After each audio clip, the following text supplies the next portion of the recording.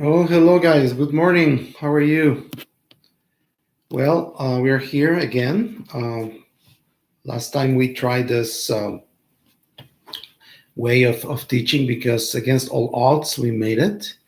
We are now into the last lecture of this course. We had to adapt to these strange circumstances, but here we are. So, yeah, we're going to try to make the best of it. Hold on, I'm going to light up the light.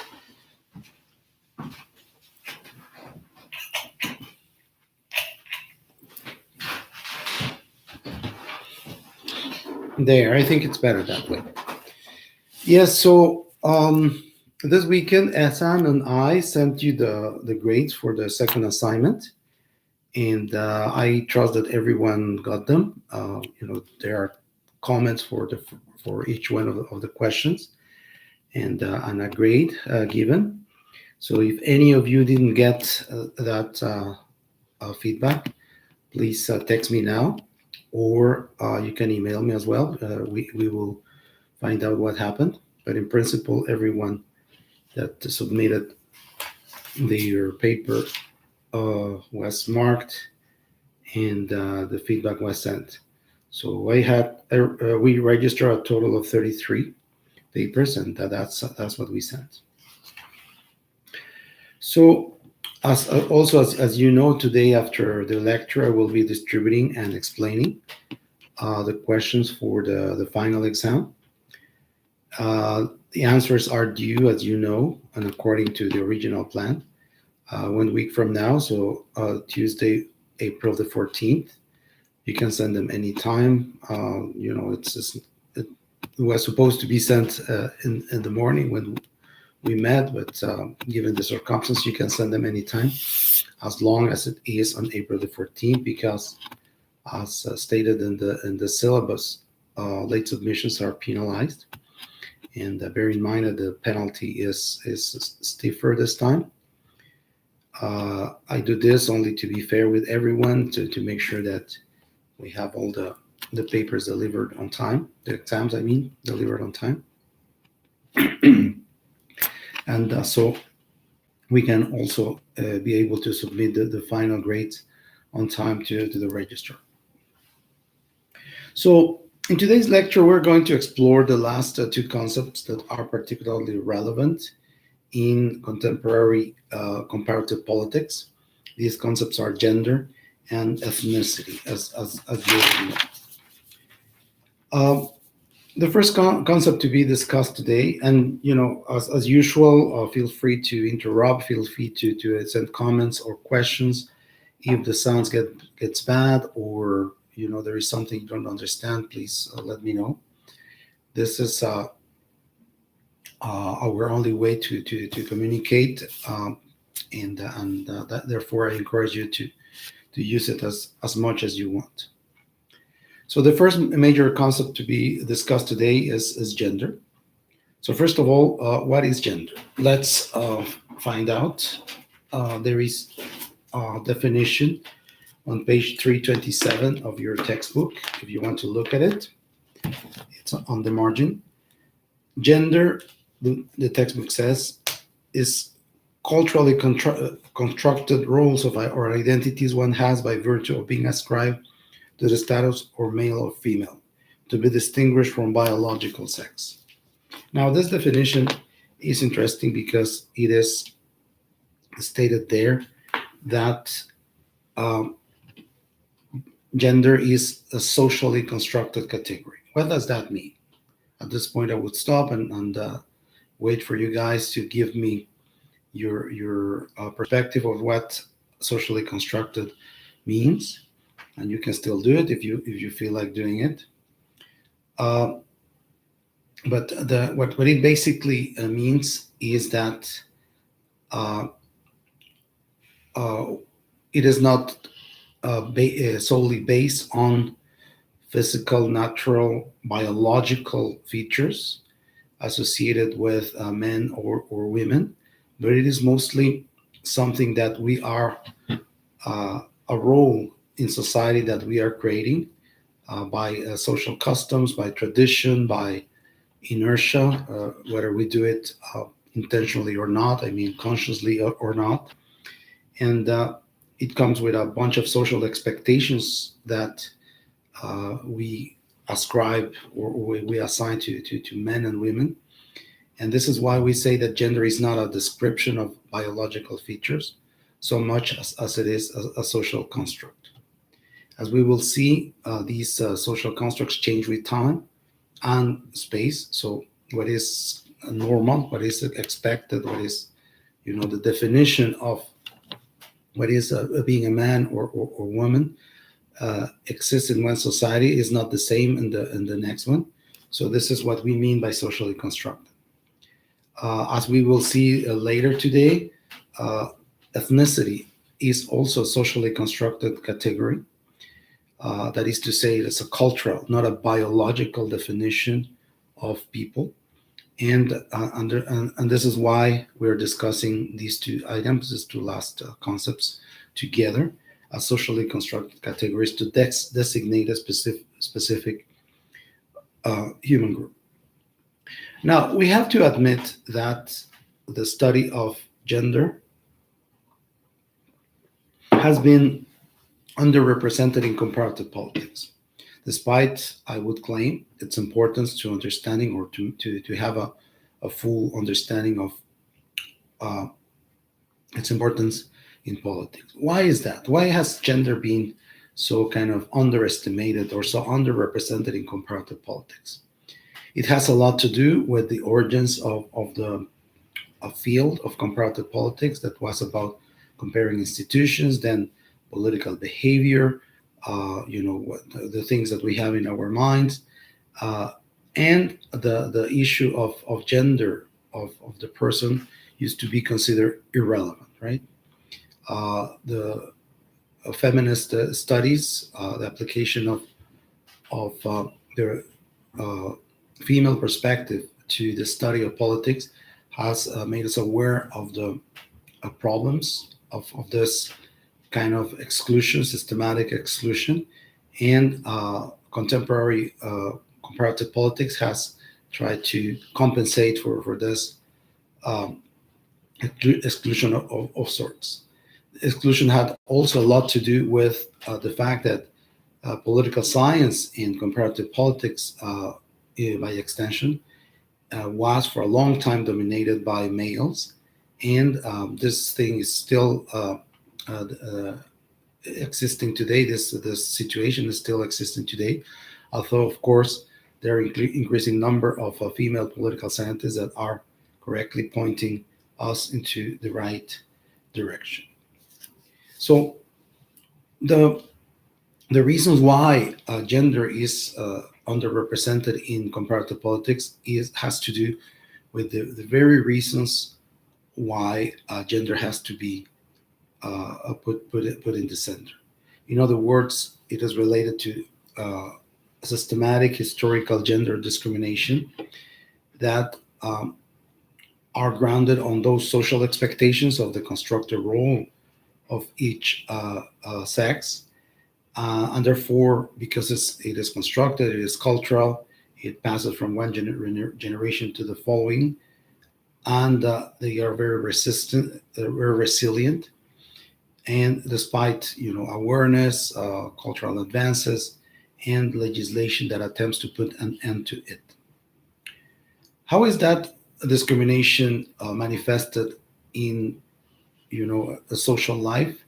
This is part of the contributions of feminists, comparative political scientists that have kind of highlighted these gaps, have lighted these problems in most societies, some societies more than others, but it's safe to say that the issues that affect uh, women are that I'm about to list are common in all societies around the world. The first one is the issue of lesser pay. Um, Women entered the workforce in great numbers starting in the 1970s, and they are there is no exception to this trend. in no country in the world.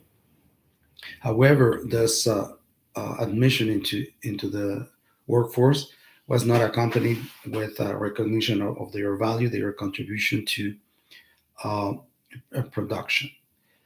For a long time, there was this understanding or misunderstanding, to be more precise, that women's incomes were only supplementary to a family, that the most important income was always the man's, and therefore there was no reason to pay them the same salary.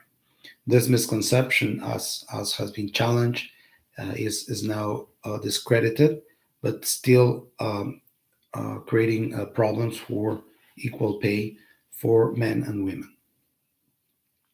Also, another recurring problem that comparative feminist comparative political scientists have underlined is that um, women suffer from a worse work-life balance.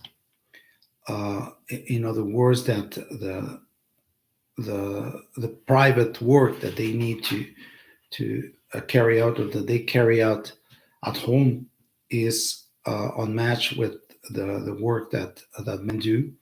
That even though many women have had to take on responsibilities to bring some income to their uh, homes, they are still burdened with taking care of the home, taking care of their children, um, uh, preparing food, etc.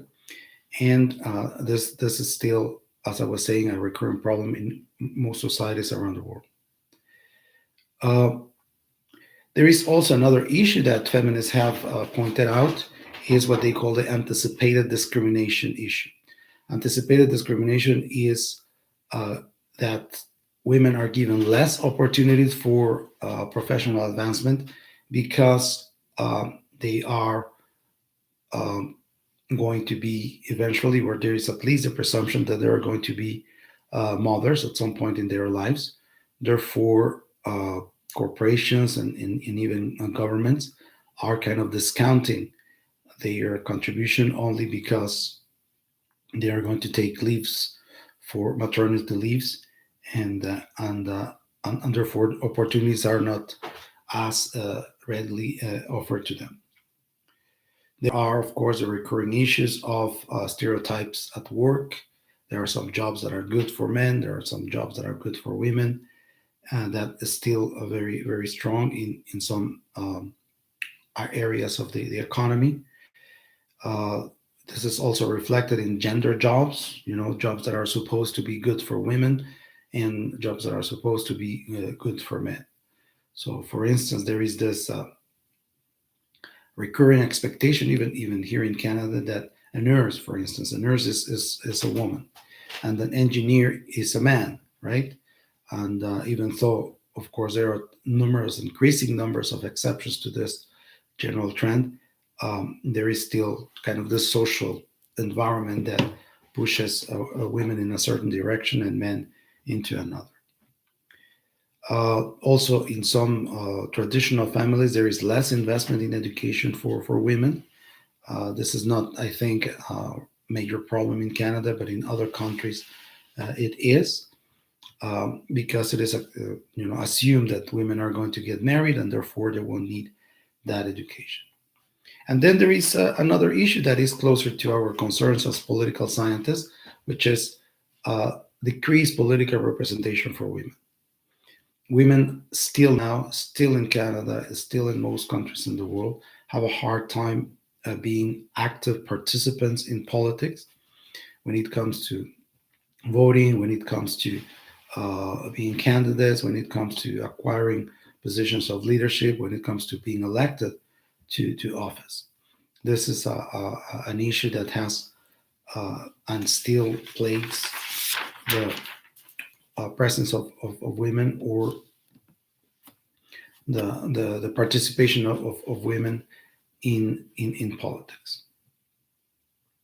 So, what is the reverse of discrimination? What is the antidote or the solution to this discrimination? Well, it's what it has been called in the literature empowerment. Empowerment for women can have at least three aspects, three major um, uh, lines of action to confront discrimination. And the first one is economic. Uh, Economic means to that the institutions of the state engage in uh, ending discrimination by legislating that the differences cannot be applied to men and women when it comes to hiring, when it comes to salaries, when it comes to promotion in the workplace. Also, legislation can create subsidized households for paying essential services such as daycare, um, and also specific support for female entrepreneurs. These measures are often criticized by some people in society because they say that it is about discriminating in order to not discriminate. In other words, positive discrimination or reverse discrimination. But most countries in the world, including Canada, of course, have accepted that this reverse discrimination of sorts is necessary to bring about the inequalities, the existing disparities between genders still existing in our society. The second line of empowerment that most countries in the world have adopted is cultural. Cultural empowerment requires, the involvement of women themselves or feminist movements in general in the creation of social movements, in the creation of mobilization with political goals, their presence in the media, and changing the school curriculum to put an end to the stereotypes, to put an end to these social expectations I was talking about, and encourage people to treat both genders equally and unfairly.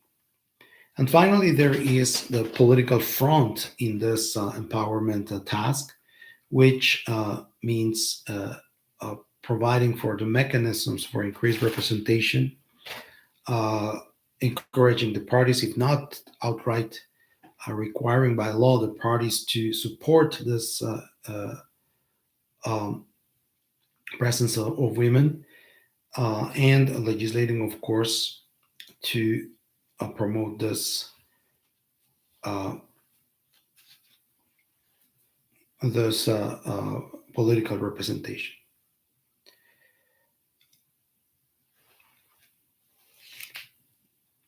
These three aspects, economic, cultural, and political, can only move when there are like three kind of areas or three factors that are put in motion in order to achieve this empowerment: social movements, parties, and institutional design. By social movements, we mean movements, political movements that raise awareness about discrimination. And in this, I would encourage you to watch uh, this performance that the Chilean woman invented to raise awareness about abuses against women, that is posted already in e-class. This uh, performance assorted with discourse against abuse and violence against women um, was created with very specific purposes, with a very specific target to the Chilean police and society. But it was very successful at encapsulating the struggles of many women around the world.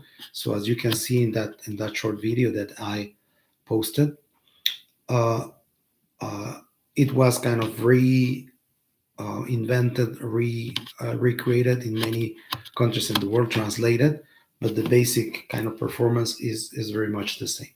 This has a lot to do with the way social movements are spread around the world, as explained by Green and Kuzma, that we discussed last week. but in this particular case, it serves to promote the cause of women, and therefore it is a good kind of indication of how a global movement can be promoted. Uh, the second factor, the second kind of dynamic uh, movement that can make a difference is the parties. When the parties voice concerns of women, include the claims of women, or what women really need in their platforms, when they invite more female candidates. And finally, the institutional design, the third factor. Institutional design means that there are quotas for women representation in government, in parties, in politics, legislation, etc.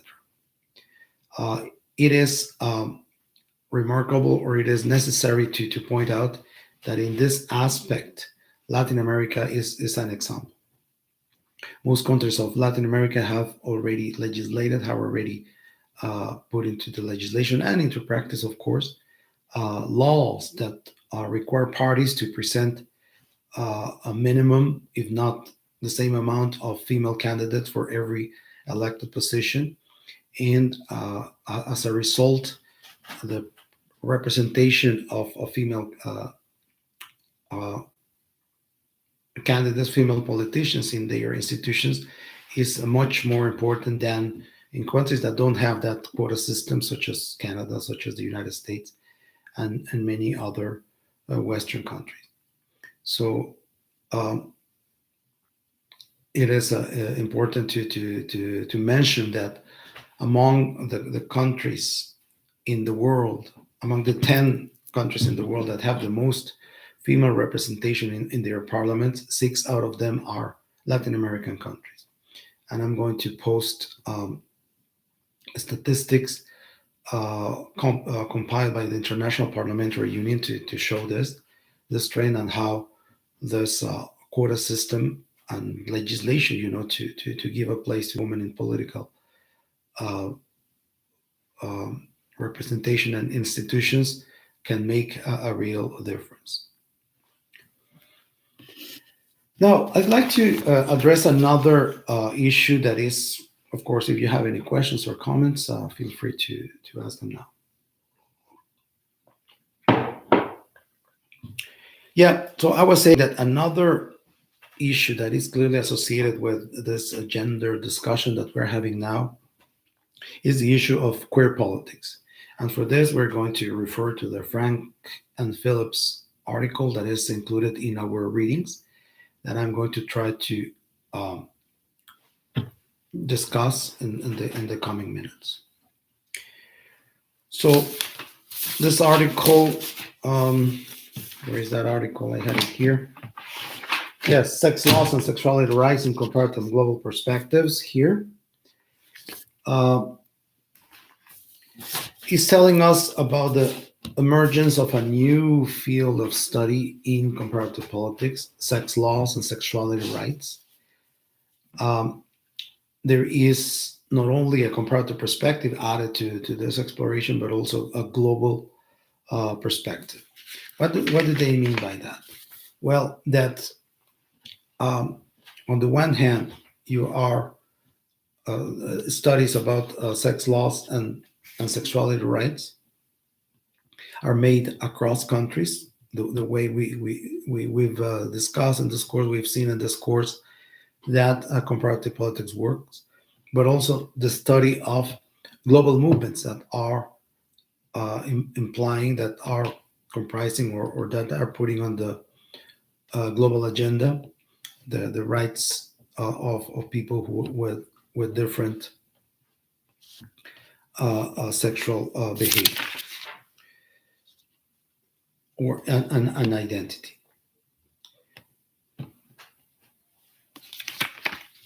Frank and Phillips recall that in 1948, so a long time ago, 70 years ago, the Universal Declaration on Human Rights legitimized universal personhood in global institutions enforced by intergovernmental bodies, regardless of citizenship.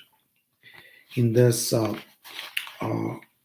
Universal Declaration of Human Rights, uh, the rights of people to have a different sexuality were not originally comprised, but now they are accepted. It is understood that sexuality rights are part of this human rights global regime. Of course, the fact that global institutions have embraced these rights doesn't mean that every single country in the world has done so. There are countries that are still struggling with this the acceptance of these rights. There are countries that have limited culturally or legally the exercise of these rights, such as Russia, such as Uganda, where Uganda, to give an example, being gay is a crime, right? Punishable with a jail and other penalties. Uh, so this rationalization of sexuality um, has brought to light some issues that were long ignored, such as hate crimes, such as bullying for sexual reasons, and sexual harassment in the workplace or in everyday life. So the fight for uh, sexuality rights is not only a matter of identity, is not only a matter of recognition of every person's right to their own choices in that personal matter, but it has also meant a benefit or the expanded inclusion of some social issues that were uh, accepted or that were swept under the rug previously. So sex, thanks to this kind of political movement, has been transformed from a private activity tied to the family or to the private life of people to an expressive activity tied to the self. This is an important statement made by the authors on page 256. Sex is transformed from a private activity tied to the family to an expressive activity tied to the self. So many issues of social life are reframed thanks to this new awareness of sexuality rights.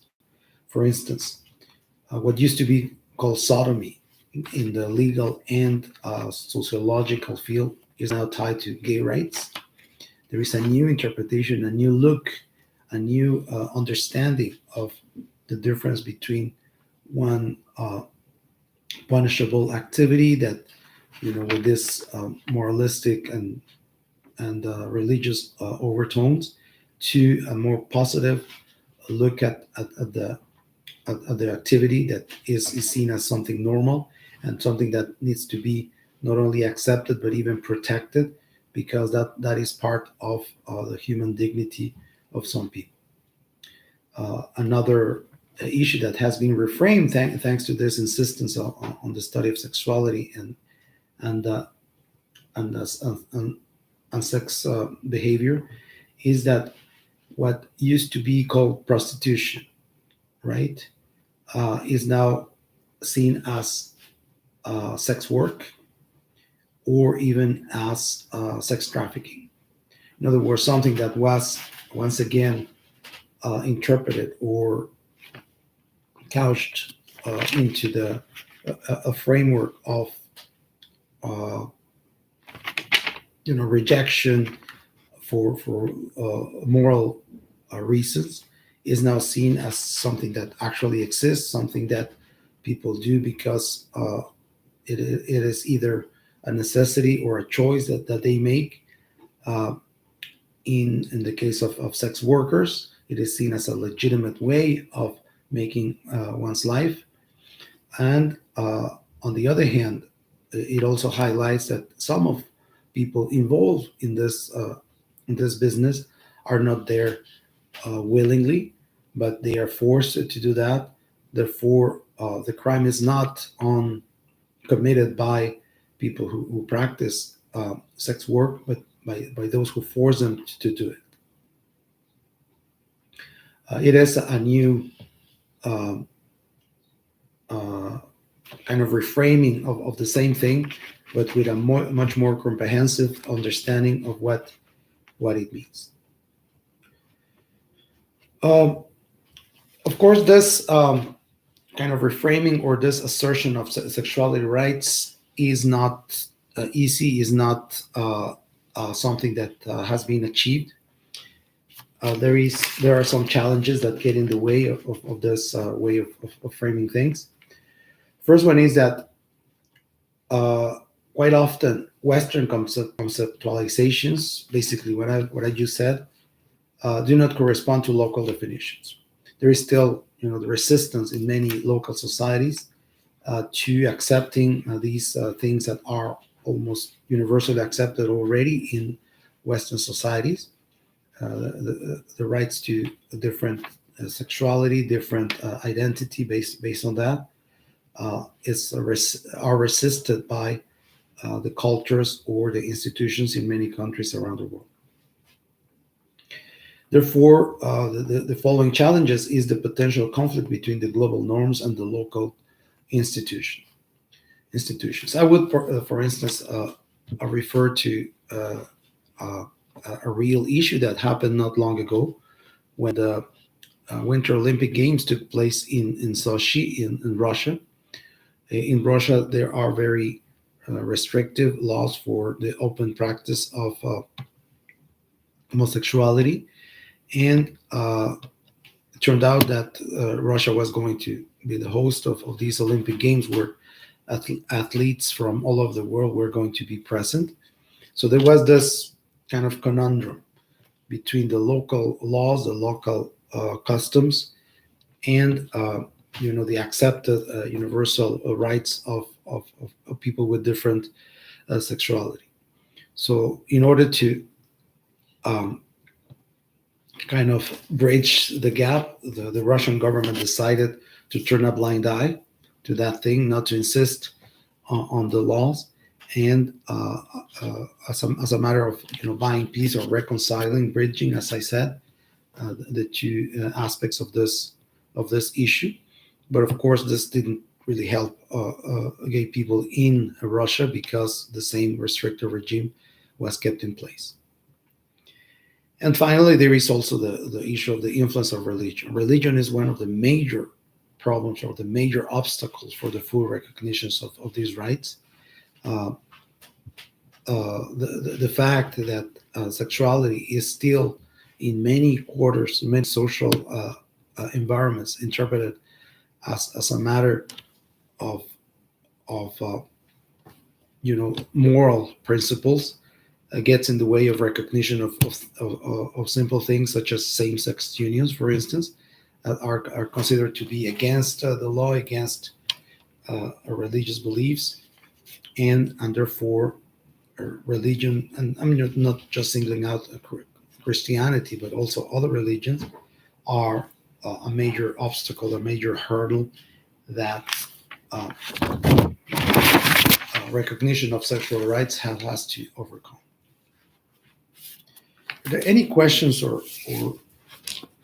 anything else before we move on to um, the following concept? Because this will be it for gender and sexuality rights.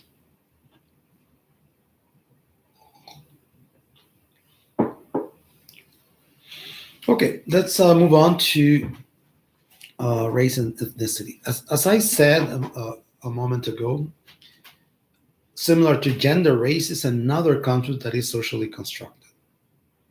Why is it socially constructed? Because the actual differences that exist between human beings are minimal. The genetical variation among humans is very small. This has been proven by science that our genes, regardless of our external features, are very similar to one another. They are uh, closer than in other species. Uh, of course, there are differences. There are we look differently uh, from one country to another, from one ethnic group to another, but there is no significant biological difference. There is no significant biological variation among humans, and this has been proven by the sequencing of the human genome, for instance. It is uh, an extremely small part of our genetic uh, load that explains the differences that we see superficially. And the other reason, or the other um, demonstration that race is something that is socially constructed, is that racial categories have changed over time, right? In other words, the way people assign, or the way people classify uh, other uh, human beings according to their color or their culture has changed over time. Not only the names that are given to these people, but also whether they are considered to be part of something or something totally apart.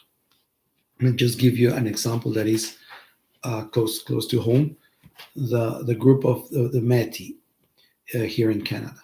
Métis people, in case you don't know, are the descendants of either French or English settlers and indigenous peoples.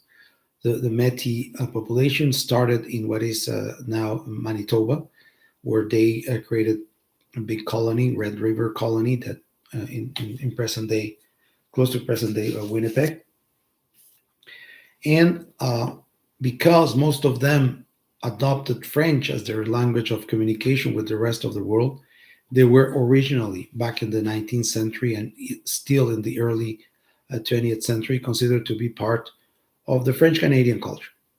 They were uh, considered, and actually in in the literature, in documents, and in political appeals, etc., they were considered part of the bigger French Canadian nation.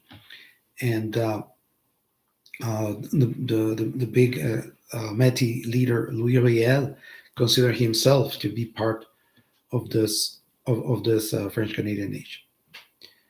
Things changed, and right now we see that the Métis are not considered part of the French Canadian. They are considered to be a separate national identity in Canada, and now they are put under the umbrella of the Aboriginal uh, populations here in this country. So what happened? They used to be French Canadians, but all of a sudden now they are considered indigenous, right? They are not part of settlers, but they are now on the other side of the original inhabitants of this land. Nothing really happened, right? The same people are the same people. It's just that political and social categories changed, and now uh, the Métis identify more with the indigenous struggles than they did back in the 19th century or early 20th century. So racial categories change over time, and the Métis example is a good case in point.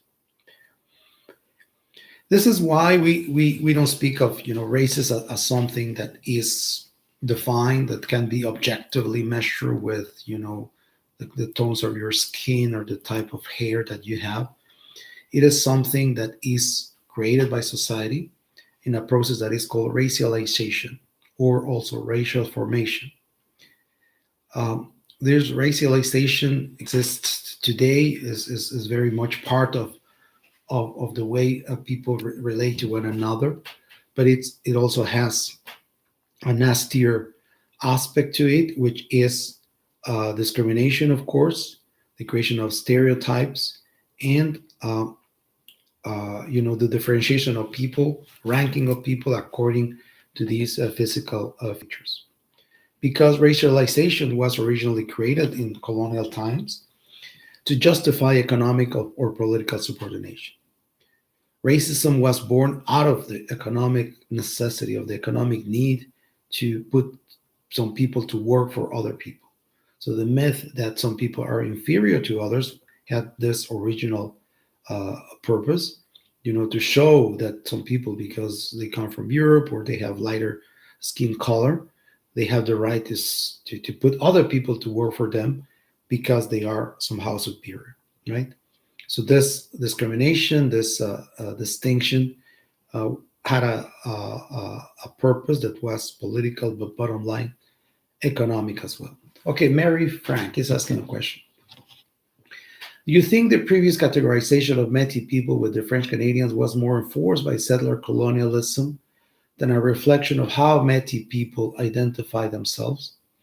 I think it's probably that settler colonialism wanted to sort of exclude um, the Métis and put them on the side of the French Canadian that we have to admit back in the day were also considered to be lesser populations, like, backwards populations because they were Catholic, they were rural, they were poor, and therefore it was easier for settler colonialism to put them apart in the same category. So you're right in that respect. But it also has to do with the fact that French Canadian identity changed itself, right? The major change, and well, this is another lecture, but I can say some words about that, occurred in the 1960s with the emergence of the Quebecois nationalism. In the 1960s was, for those of you who have studied Canadian history, Canadian politics, the emergence of the Quiet Revolution in Quebec. And the Quiet Revolution was, among other things, the assertion of their identity, their traditions, their language, their different culture within Canada. The thing is that the Quebecois, if you will, wanted to monopolize the French Canadian identity, sort of presenting themselves as being the legitimate heirs of French Canadian culture in Canada, and thereby uh, undermining the claims of people as francophones outside Quebec and the Métis themselves as being part of this big French Canadian family. So, in other words, there was a sort of divorce within the French Canadian family that occurred in the 1960s, with the Quebecois on the one hand and the rest of French Canadian speakers on the other. The Métis, therefore, found it easier to sort of defend and protect their rights, identity, their lands, because some Métis peoples own lands, have, especially here in Alberta, the Métis settlements, uh, by associating themselves with Indigenous struggles, by entering into the category of Aboriginal people, legally speaking, than with these French Canadians that had become, more jealous or more exclusive in their identity. Now there is little recollection of that earlier period of Canadian history when French Canadian meant also Métis, but yeah, it's the result of both rejection of settler colonialism, as Mary Frank suggests, but also the redefinition of the French Canadian nation that occurred later in the 20th century. Is that clear, Mary? Okay, moving on. So ethnicity overlaps with race. It is another concept, associated concept, but it is usually defined in more cultural terms. Race is okay, good. Um, Race is supposed to be attached to your biological features, which is a myth, as I tried to convey. But ethnicity is more attached to the cultural features or the cultural uh, uh, factors that create our identity. Ethnicity is a concept that is associated with nationalism, um, but it is either smaller, as in national minorities, the nations that exist within a state, or larger, the diaspora communities that overlap different states or are found in more than one country. The diaspora communities, just in case you don't already know, are the groups of people from one single origin that are tied across borders because of their common um, place of birth or their common culture. For instance, the Indian community that uh, is not only found in India itself, but encompasses in a way the people living in many countries in the world, including Canada, that somehow identify with the Indian identity, even though they are technically Canadian citizens. So ethnicity is a cultural definer, and again, socially constructed category, but more attached to culture rather than physical features. Race and ethnicity are related to multiculturalism, that is to say, the management of cultural relations among countries, uh, communities of immigrants existing in a given country. Now, same as gender, race, or ethnicity may be the grounds for discrimination, and also the antidote to this discrimination is empowerment. Discrimination is reflected on income, lesser income for people who are considered to be different, who are considered to deserve less from a society, who are not as equally uh, paid in the workplace, educational opportunities that are limited to some races or categories of ethnic categories. In marriage, some taboos that still persist among interracial or interethnic marriages, rates of incarceration that affect more some ethnic groups than others, and job opportunities, right? The systematic discrimination against some people who look different because they are considered to be deserving of these opportunities. Now, it is understood that racism is a bad thing, the discriminating on the basis of physical appearance or cultural belonging, ethnicity, is a bad thing. So, the big question is, has racism declined in modern societies? I believe that there is an answer on page 332 of our textbook that is not so optimistic about the disappearance of racism, because we would expect that with awareness of the the small differences that exist biologically, with the admittance that multiculturalism is a good thing for societies, that racism will fade away. But this is not necessarily the case. So page 332. Social scientists who study race and ethnicity almost universally agree that even as explicit racism has declined in societies like the United States, racial and ethnic disparities remain a serious problem. So here's an indictment, right? That even though the openly admitting that racism is a bad thing, that it is not right to discriminate against people because of their ethnic origins. And very few, for instance, politicians would say that in their campaign platforms. The fact of the matter is that there is still a strong uh, push, a strong um, persistence of racism and discrimination, even in societies that you wouldn't expect it would exist, right?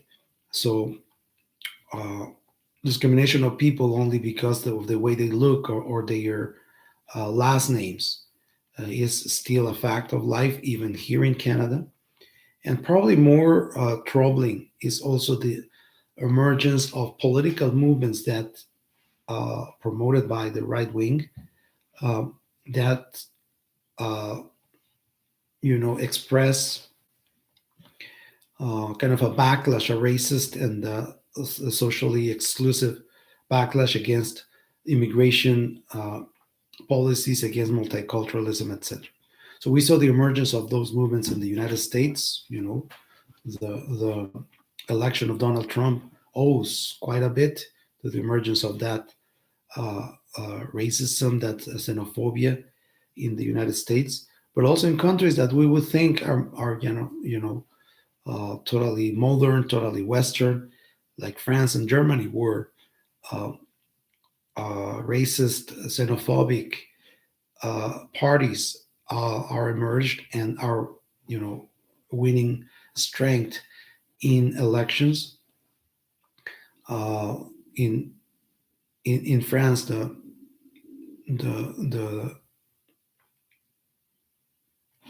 the National Union Party, in Germany, the Alternative for Germany, and of course other countries like Austria, like Hungary.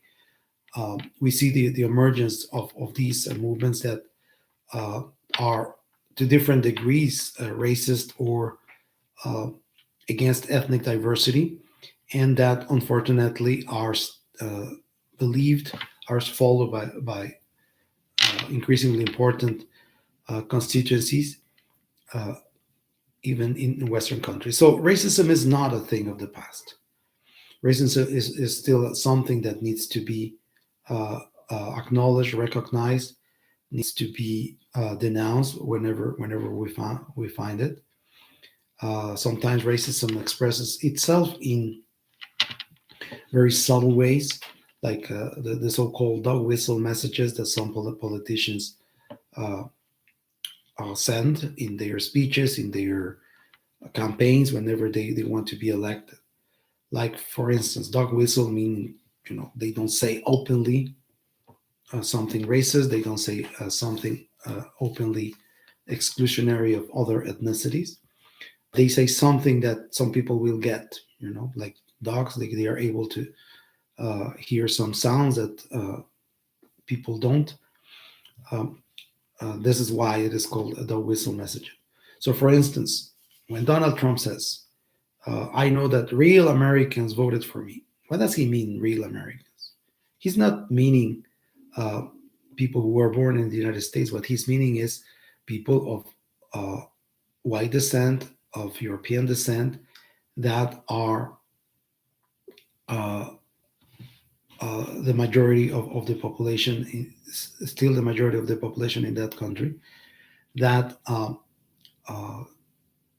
are also reluctant or are also not in favor of some of the policies that have been put in place to give it a better chance to black populations, to give a better chance to immigrants, to uh,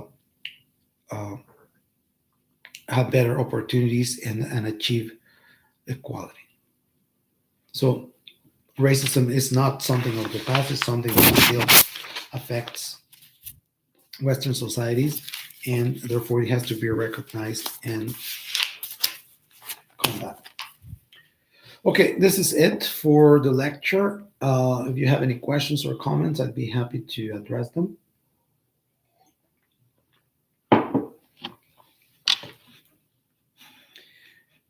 If not, let's move to the final exam.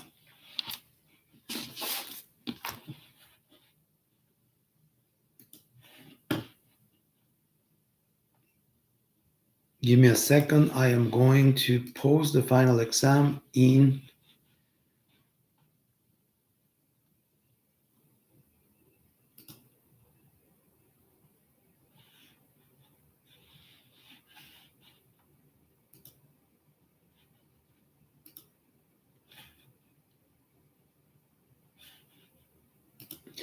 e-class.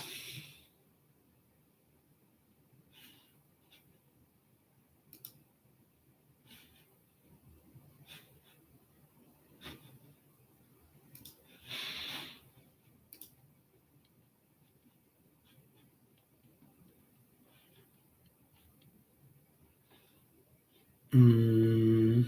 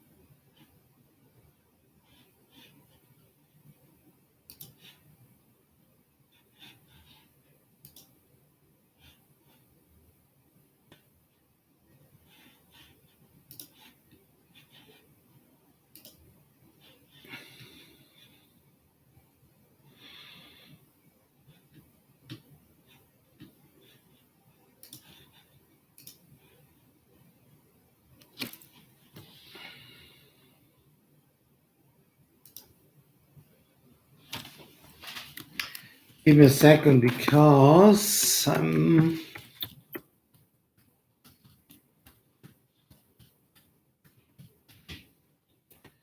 system didn't let me do it, but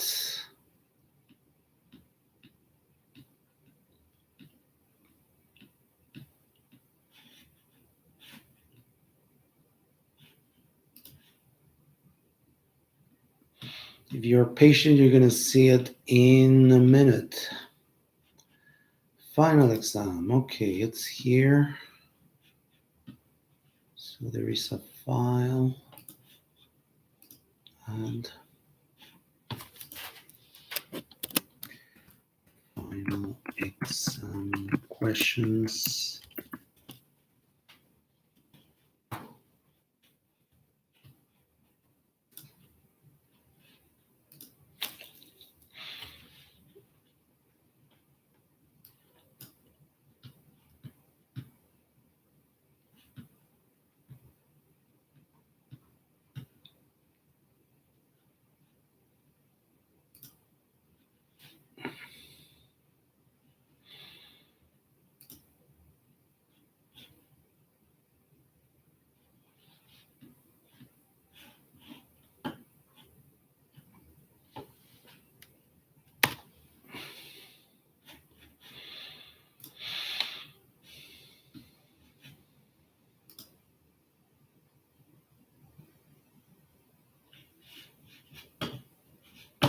Okay, it's posted.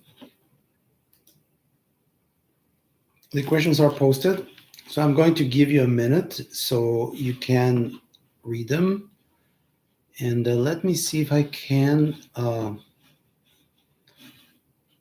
share my screen so we can go through the questions together.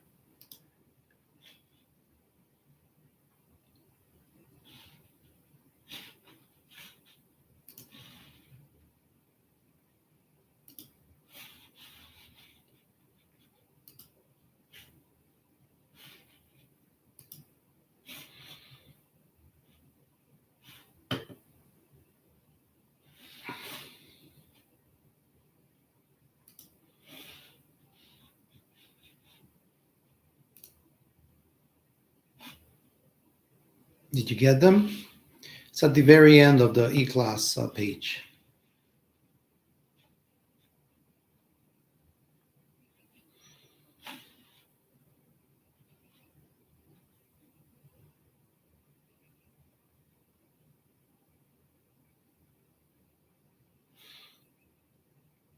I need to have a confirmation that you're able to read them,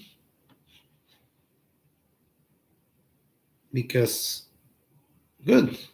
Mary confirmed that she's able to see it. So I'm going to briefly explain what is the purpose of this exam. Okay, so this exam is in two parts. It's similar to the midterm. There is a mandatory question, the first one, and then there are two optional questions from two separate lists.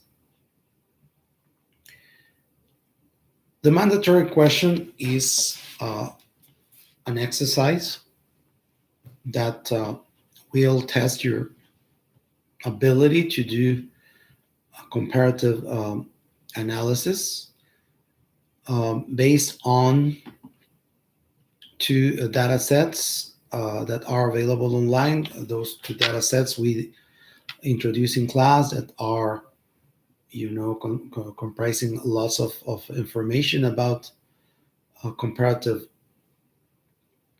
um, about different countries for comparison. So what I'm asking you to do there is to test the hypothesis that I am proposing there. The hypothesis is the variety of distinct party platforms available in a given country is a reflection of the importance that people give to politics in their lives. So in order to test that hypothesis, I'm asking you to use the Varieties of Democracy website and the World Values Survey website that the links are available in e-class. We talked about them. Varieties of Democracy when we were discussing the concept of democracy, World Value Survey when we were discussing ideologies. I want you to focus on the year 2005 because that's when information is available in both uh, data sets. And I want you to focus on three countries, Canada, France, and Mexico, to do this comparison or to test this hypothesis. So concretely, you have to answer four questions once you check all the information. First of all, you identify X and Y in the hypothesis. Then you tell me if it is a MSSD or MDSD comparative study that you're going to carry out, and you explain me why. Third question is whether the hypothesis is confirmed or not with the data available. Then you have to dig and look for the data. It is quite easy, quite friendly, those two data sets. The information is easy to find, you're going to see. And then you're going to explain me what kind of relationship exists between the variables. The variables are contained in the hypothesis. So it is just that. It is, if you will, the reverse exercise that you did in the first assignment when there was already a finished study. And you needed to identify all these elements. Now you're going to create that comparison. But of course, it is a very simple question that you have to ask. The information is already there, so you don't need to go anywhere else to find it. I checked that everything is available. That's why I chose, among other things, the year 2005. And you're going to put into practice the skills that you acquire for making these comparisons. So Justina got it, John Wild too, Jason Seegers as well. So cool, this is good to know. So going to the other questions. So the first list where you have to choose from is questions related to theories and methods, that is to say the first half of the course. And the second list is about concepts, the second half of the course. It is important, I repeat this, that you choose one from list A and one from list B, because in previous exercises, some people would answer all the questions from one list, and therefore they would get only marks for one answer. But if you choose one from list A and one from list B, you're good. So the first question, if you were to investigate voting behavior, which one of the main theoretical approaches would you use? What I meant the theoretical approaches is, of course, the three main kind of schools of thought that have informed theories in comparative politics that we discussed on, what was the date? Give me a second.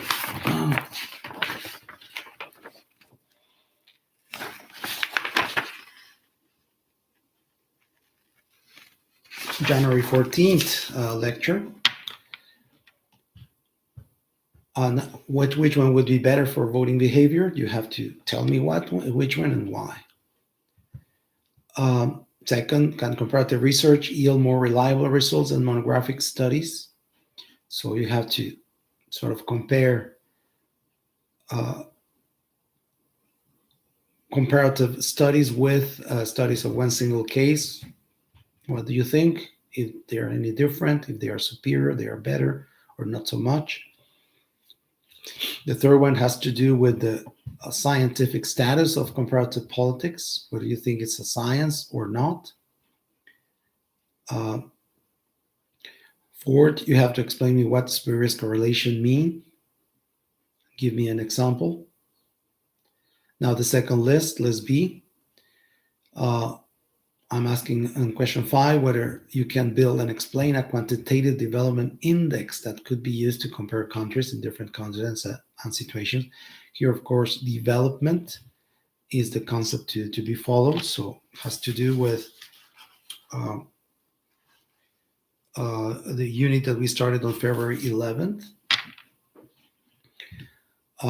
This expression, indigenous nationalism, is an example of good ethnic nationalism, recalling that we discussed, good and bad versions of nationalism, and usually good nationalism is associated with civic nationalism, but there is indigenous nationalism that is ethnic, right?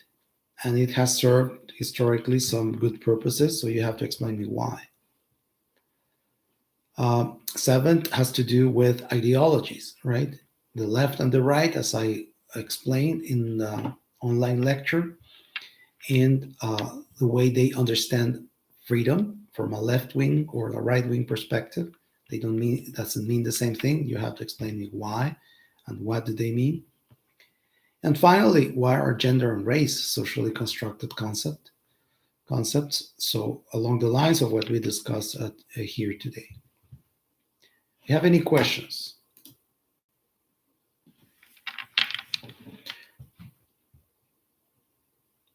Well, if you don't have questions right now, it's okay. You can always email me. You can email Esan as well, because he is helping me closely with all this work for marking, for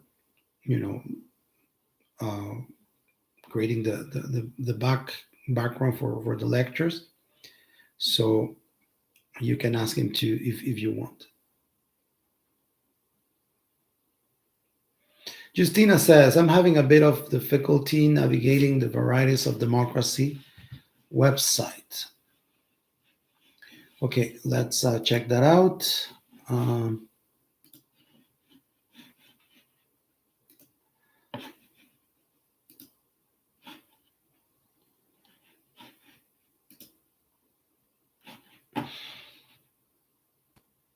Varieties of democracy. If you're seeing the homepage, you go to analysis.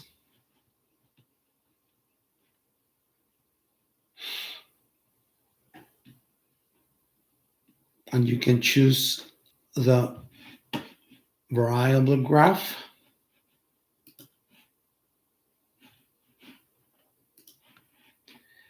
You choose the indicator that you need for the work that you're going to do, and you choose the countries that I suggested as being relevant for the comparison, the 3 case studies, Canada, France, and Mexico. And you're going to see the graphs being formed. It's kind of neat, actually. And then you can have the values for 2005 as is requested in the mandatory question. I am convinced that you guys are going to enjoy doing this because it's a very cool tool, information, and it gives you interesting insights into the different qualities of democracy in different countries. Did you do that, Justina? Were you able to do that? Okay. Justina says, perfect, thank you. Any other questions? Any other comments on the questions.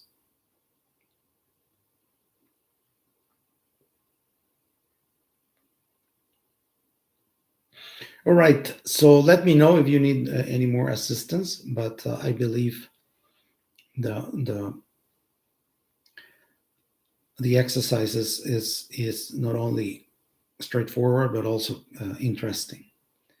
So I guess I'll be receiving your exam so 1 week from now. And just to conclude, I want to thank you all for being patient with this kind of disruption that we had. I had to improvise quite a bit in order to complete our term.